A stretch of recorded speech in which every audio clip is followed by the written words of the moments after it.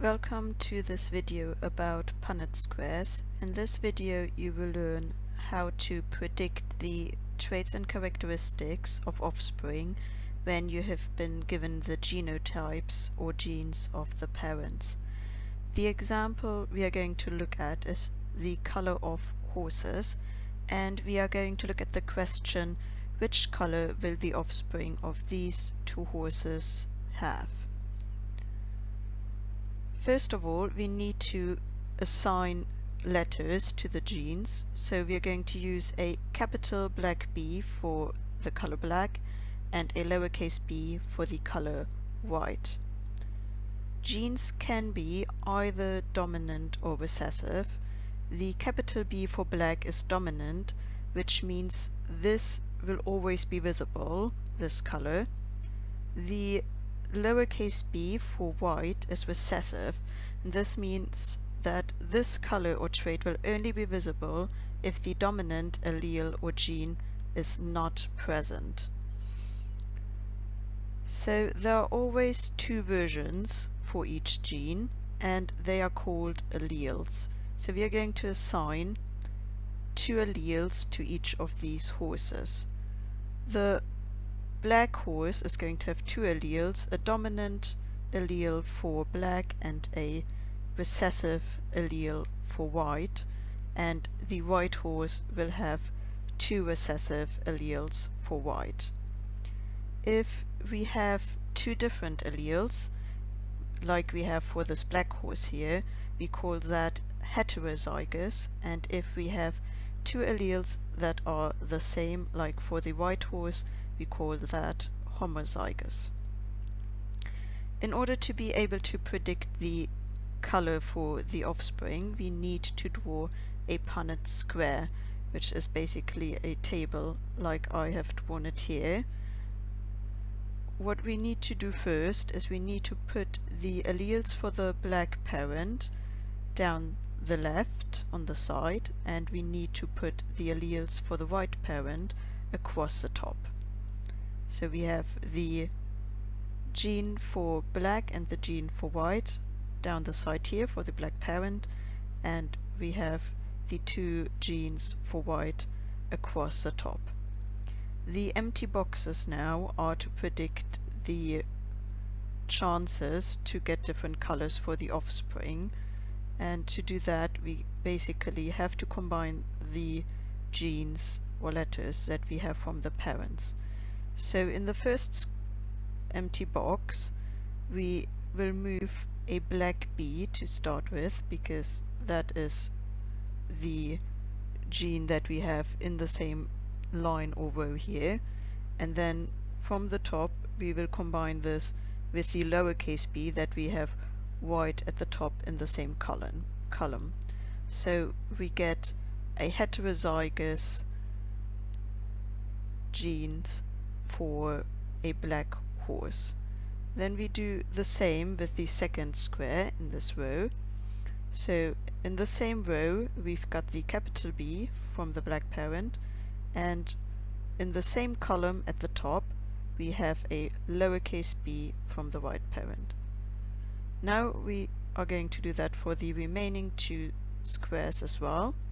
So this time we have the recessive b from the black parent, and we have another recessive b from the white parent that is in the same column at the top. Now in the last square, again in the same row, we have the recessive b from the black parent and another recessive b from the white parent. Now we have finished the Punnett square. What does this mean? We have two squares for the offspring which have a dominant gene for black. In these two cases it is dominant, which means the black color will be seen, and we have two squares which have both recessive genes, which means that these will be white. So we have two offspring that will be black and two offspring that will be white, and that means that 50% of offspring will be black and 50% will be white. Let's look at another example. We are just going to change the genotype, the genes of the black horse. This time the black horse will have two dominant alleles for black, and the white horse still has two recessive alleles for white. So in this case both horses have homozygous genes for their color. Now we are going to draw the Punnett square again.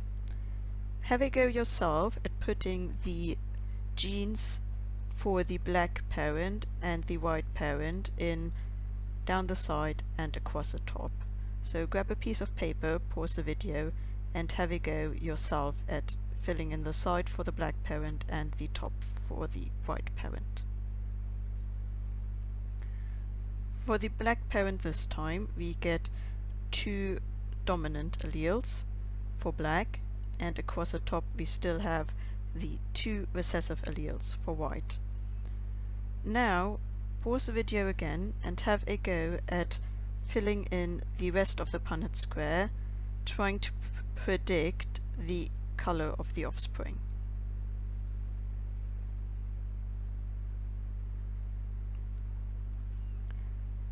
So in the first square in the top left we get a capital B and a lowercase b, so one dominant for black and one recessive for white. We do get the same in the second square. Also in the third one we get a dominant B for black and a recessive B for white, and the same is happening in the fourth square. What does this mean for the color of the offspring? How many of the offspring will be black and how many offspring of the offspring will be white? Because the capital B for black is dominant, this means that 100% of the offspring will be black. However, they will be able to pass on the gene for white to their offspring. This was just one example about how we can use Punnett squares to predict the color of animals. However, Punnett squares can be used for many other things. We can predict many other traits or characteristics, and I will just show you some examples. We can, for example, also predict the colors of plants, for example peas and flowers. We could also predict the eye color of animals or humans, hair color. We can predict blood types, for example, but also gender. And finally, one really important thing is that we can predict genetic diseases. In the picture here you can see a Punnett square for Huntington's disease, a disease which affects the brain and nervous system, but we can also use it for cystic fibrosis or sickle cell disease.